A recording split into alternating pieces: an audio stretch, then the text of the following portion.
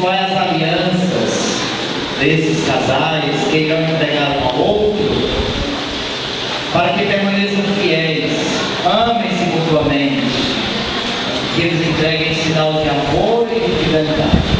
Por Cristo nosso Senhor. Amém.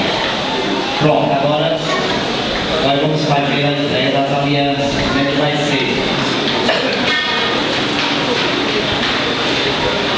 O esposo vai colocar, primeiro o esposo coloca a aliança da esposa, vai colocando e vai falar. Vamos fazer, né?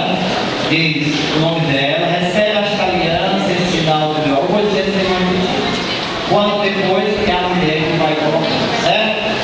Então, eu vou dar assim. Primeiro o esposo diz o nome da esposa e diga o nome, tá? Recebe esta aliança. Recebe esta aliança em sinal do meu amor e da minha fidelidade. Em nome do Pai, do Filho e do Espírito Santo. Amém. Agora a esposa pega a aliança do esposo e diz o nome dele. Vai lá. Recebe esta aliança